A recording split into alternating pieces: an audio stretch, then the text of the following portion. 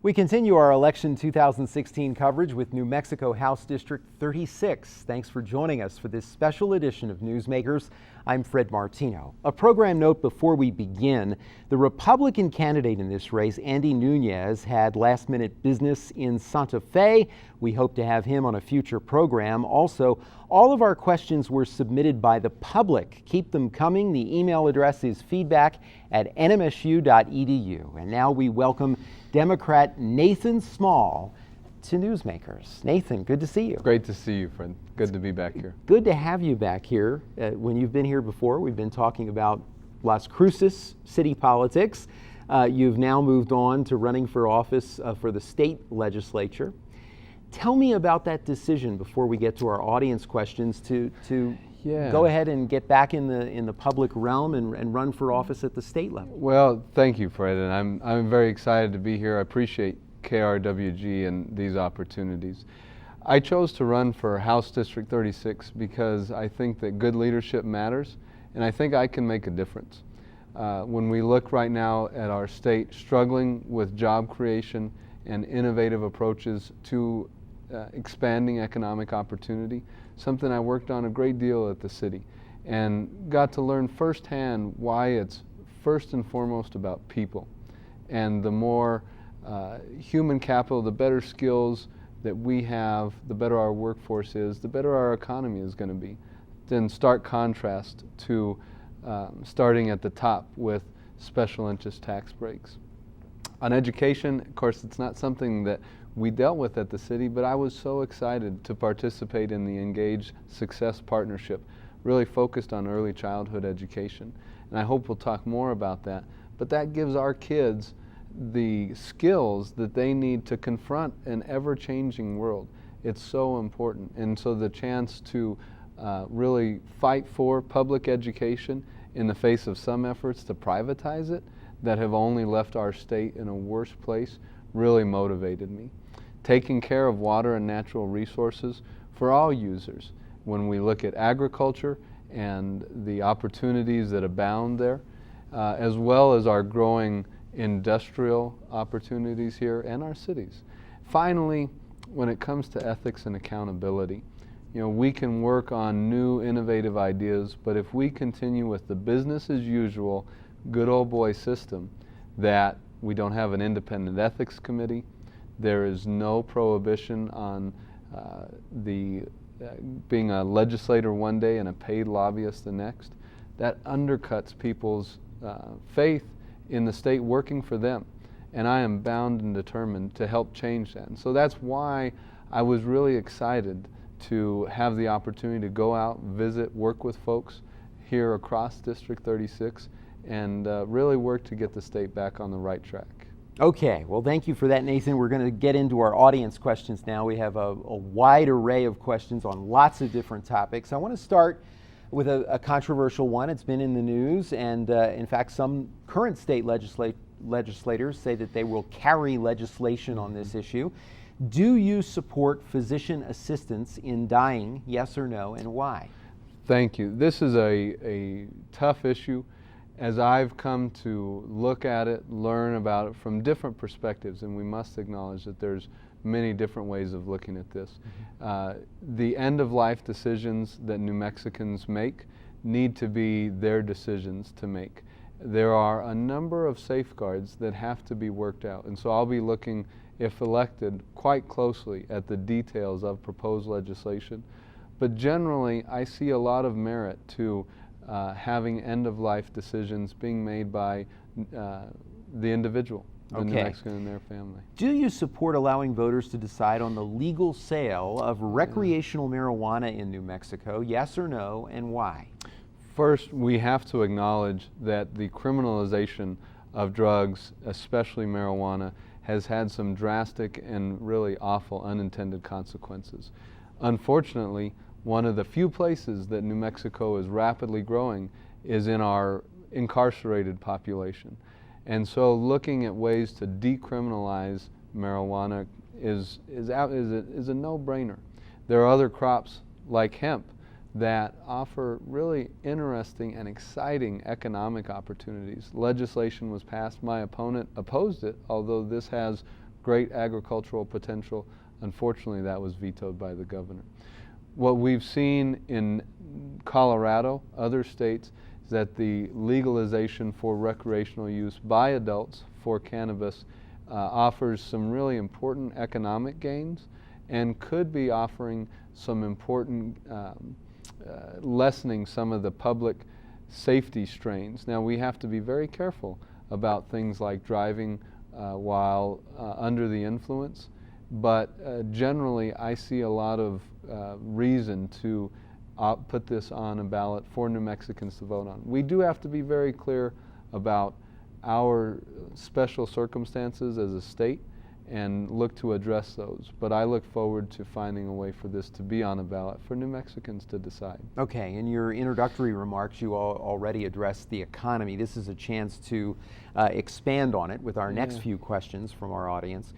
The first, how would you provide incentives for businesses to relocate to our state, if any? Sure. This is such an important question.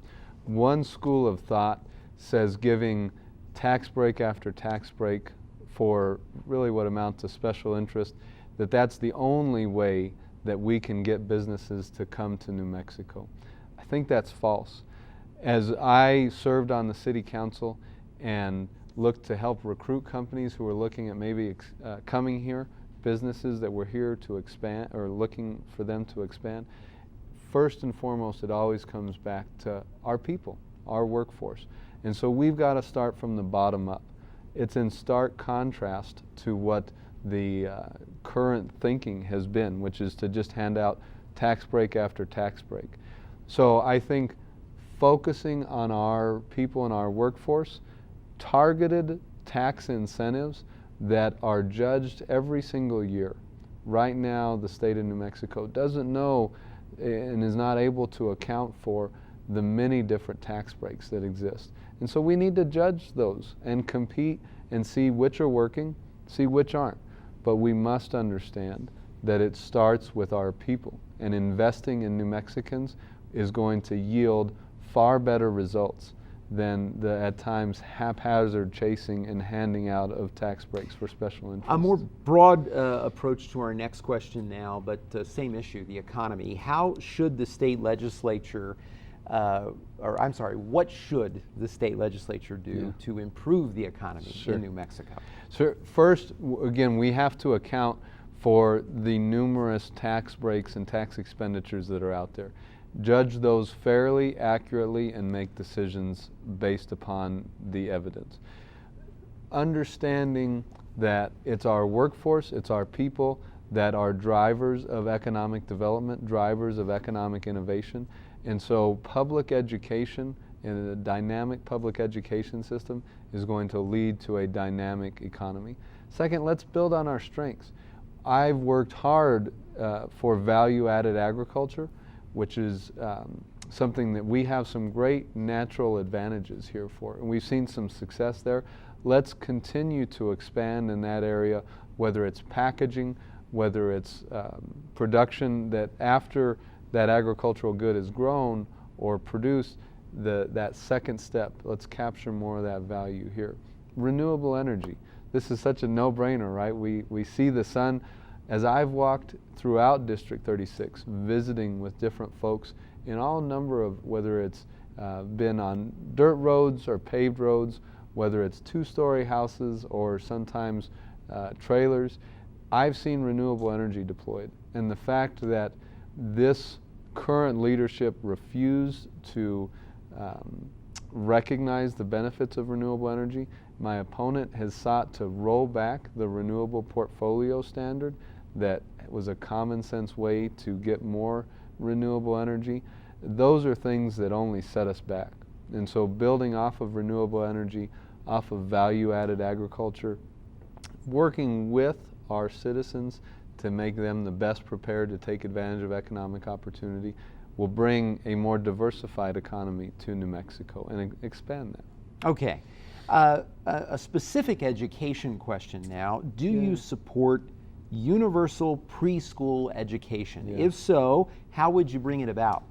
Universal pre-K and early childhood education are where we get the best bang for our buck. the investment that gets made for those kids and those families returns to this state in significant, there's a significant payback. So I absolutely support universal pre-K and early childhood education. In fact, that's going to create that citizenry that best prepares us to take advantage of opportunities and meet tough challenges of a changing world. When we look at the different sources, our land grant permanent fund, which is one of the largest in the nation, one of the largest in the world, in fact, is the right place to help fund this initiative. It's always been used for education. As our understanding has grown of how people learn and of how kids learn and how families advance, we've come to understand just that it's earlier and earlier. And so we should tap the land grant permanent fund to help fund early childhood education and bring those benefits here to New Mexico. As you know, there are some in the state legislature who are against the idea of tapping that permanent land grant fund.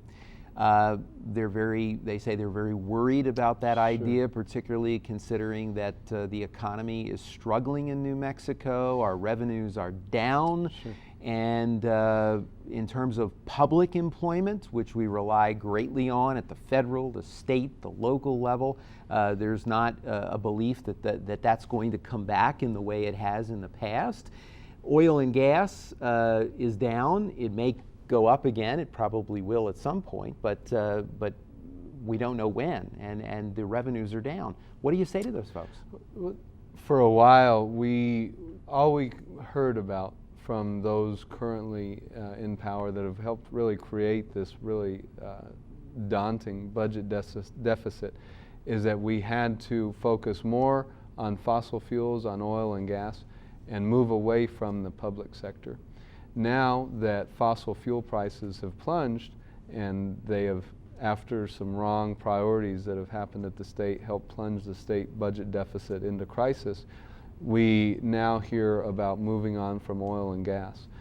What we should accept is that economic diversification is essential for the state, that our federal public sector presence is important. In fact, the research and development that happens, whether it's at Sandia or White Sands, and the other federal installations, has been a huge driver of our private sector, but that the economic diversification depends upon us getting our basic house in order and supporting public education there, as opposed to sending out special interest tax break after special interest tax break, is a far better strategy to face a changing world. And then, as we said, to go back to also the advantages we have when it comes to renewable energy, when it comes to value-added agriculture, some of the logistical advantages that we have here as a state.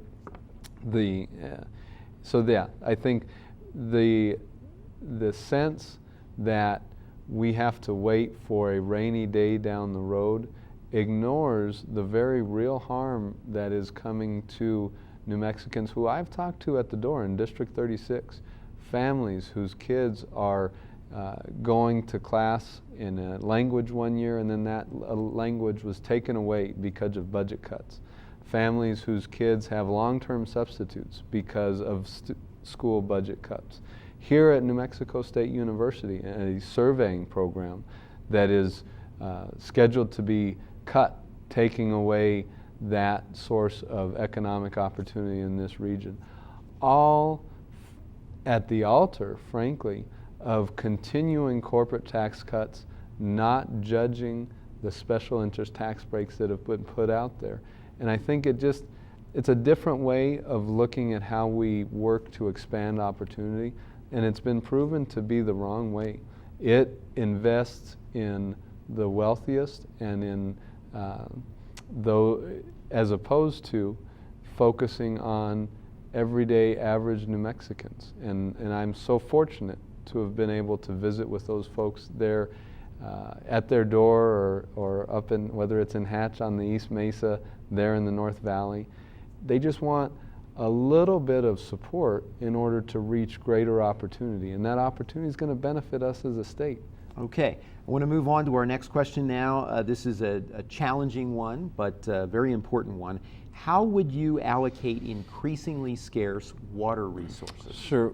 First, we operate under a water law here in New Mexico. We have to understand, respect that, and prior appropriation is the law here in New Mexico.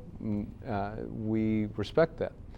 Now, there is some really innovative, positive work that's being led by Representative McCamley, by Greg Davier, a farmer, and many others that's looking at new innovative ways to allocate those water resources to balance, for instance, the growing industrial presence down at Santa Teresa or out on the West Mesa for the city of Las Cruces with the agriculture heart and heritage. I'm a big believer that we work best when we work together.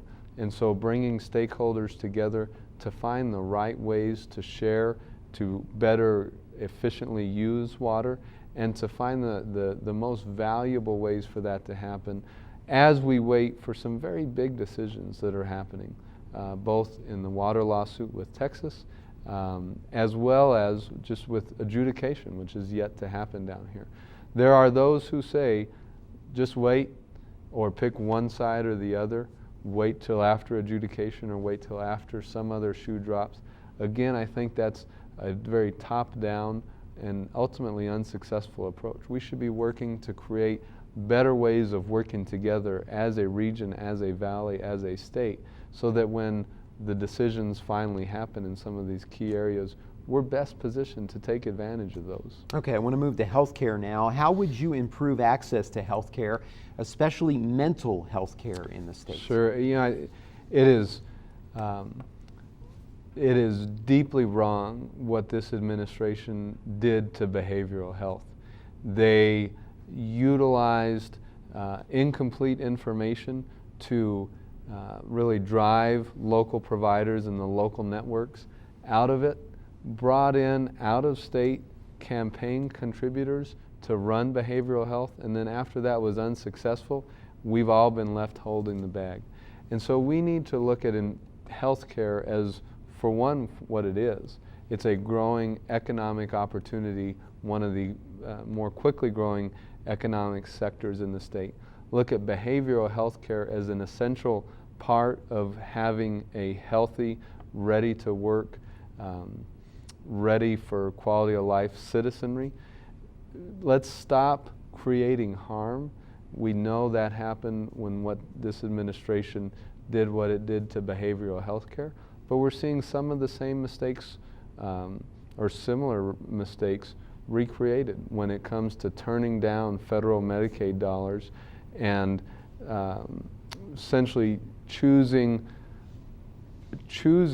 again, if we go back all the way to those priorities, some of these special interest breaks for the wealthiest over health care that creates jobs in our communities, helps people in our communities, and creates a stronger, more sustainable state. I think it's not only wrong, it is poor policy that leaves us weaker as both a region and a state. Another healthcare question, and as you know, this one is really an urgent one for the state of New Mexico and for states all over the country. What are your expectations for Medicaid funding in New Mexico?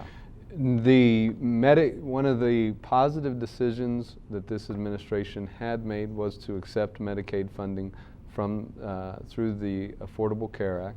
Now, there seems to be some backtracking now, and the turning away from the fact that for every dollar that's spent on that's $4 created here in the state. My expectation is that we use common sense, realize that this helps a growing economic part of our state, healthcare, and we should be a destination for healthcare. And there's a number of folks who have looked at that. Instead, we're having folks having to leave to other parts of the country to find, even sometimes get their basic healthcare needs met. That's lost opportunity for economic gain. That's increased strain on families.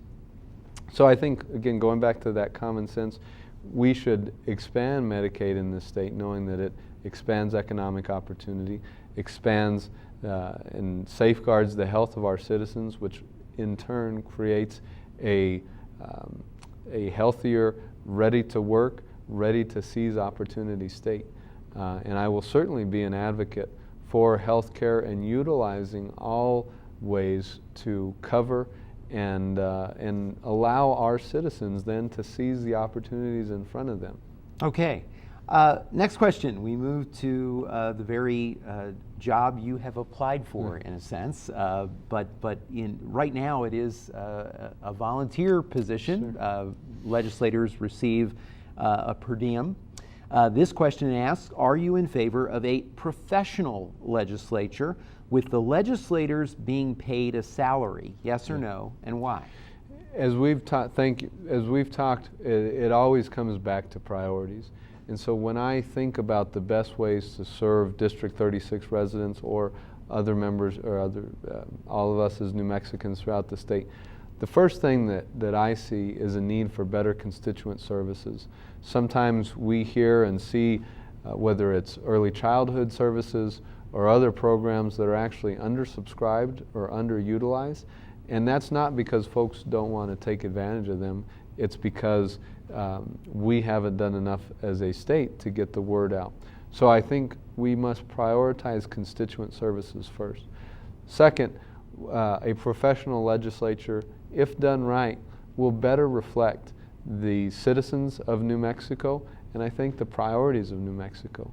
We've seen that focus on special interest giveaways, and probably in part that's reflected in some of the folks up until this point, not everyone of course, but some who have served in the legislature. So you're in favor of the idea, basically. You say yes, and we're not asking you about a particular piece of legislation, but you're in favor of the idea. I'm in favor of the idea, and I am very insistent that constituent services and that a special attention to that, because that's serving New Mexicans throughout the state, that be part of it, and that will benefit the state. You've talked about at length about your support for renewable energy. I have a question now on the other side from our audience. Where do you stand on gas and oil exploration in our state? Sure.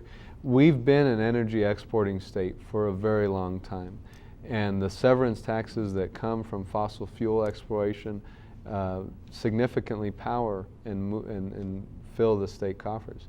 With the large price fluctuations, however, we've seen that volatility is beginning to really hurt us as a state. And so we need to look at these forms of energy that are consistent and that will be driving the state far into the future. And that really seems to come back to renewable energy. Natural gas as a bridge fuel when it comes to climate change and other things that perhaps most affect us in New Mexico, far and above other states, other communities. That natural gas is an important part of that energy mix. We have a number of leases on both state and federal land and public land throughout the state. Obviously those are honored, that's part of the law. Moving forward though, there's a basic question about where we look as a state as where we're going. And again, when it comes to renewable energy, the renewable portfolio standard, a common sense approach that says 20% of energy here in the state is generated by renewable sources. Should it be higher? It should be updated. It was set for 2020. We're approaching 2020. We should update that and increase that. Okay. Just a few minutes left, so I want to get to a few other questions. Do you support right-to-work laws? Yes or no, and why? Sure. That is a thinly veiled attempt to undermine collective bargaining, and I don't support that approach. It will lessen wages. It will drive a lowest common denominator approach. I think it quite likely could lead to safety and quality concerns here in the state for public work for other projects. And so it's an approach that is really based upon rewarding those at the top and not looking out for middle-class families and for regular, ordinary New Mexicans. Would you be in favor of public financing for all state elections, yes or no, and why? I would be very open to public financing for state elections. It's not the first priority, quite frankly. I think we should look for every way to remove big money from campaigns. But when we talk about a state without an independent ethics commission, a state where there is still that very quickly revolving door, where there is no prohibition on a legislator turning paid lobbyist, those are the things that we have to fix first to get our house in order to then take the next step. You mentioned legislators. What about folks who are in the cabinet? We had the state environment secretary resign. Yeah. And then he moved to head up the biggest oil and gas lobbying organization in the state. Yeah. And we have to ask ourselves, how long was that individual planning that move? Were there decisions that were influenced by that move? I think that's the exact kind of thing that undermines trust in our state. So you'd like to see a time... Absolutely, a two-year minimum prohibition there. Okay. And it's something where my opponent, that legislation came before the legislature in 2015. He was only one of 10 members to vote against closing that revolving door for that short 2-year period. Final question, what are the sources of your campaign funding? Sure. If PACs are involved, political action committees, are they from out of state? We have hundreds of individuals, I'm so proud, who have contributed. I also have family that lives in other parts of the country who have generously contributed in some cases. And as a strong supporter of clean air, of clean water, of a healthy economy through a healthy environment, and also, as we've talked about, collective bargaining, seeing that as a benefit for everyday average New Mexicans. Some of those folks have contributed to our campaign as well, because the values that District 36 and New Mexicans hold very dear and important, clean air, clean water, a healthy environment, and a healthy economy, are values that I share. Nathan Small is the Democrat running in District 36. Nathan, thank you for being with us. Thank you so much, Fred. Appreciate it. A program note before we go, the Republican candidate in this race, Andy Nunez, had last-minute business in Santa Fe. We hope to have him on a future edition of Newsmakers. That's our time for now. Join us this week on KRWG Radio every weekday, morning edition, 5 to 9. Fresh Air at 11, followed by Here and Now, noon to 2, and All Things Considered, 4 to 7. KRWG News is always online at krwg.org. We'd love to hear from you. Email us with your story ideas and video submissions. The address is feedback@nmsu.edu. And keep those questions coming to that email address as well. We want your questions for future candidate interviews and forums. Have a great week. We'll see you next time on Newsmakers.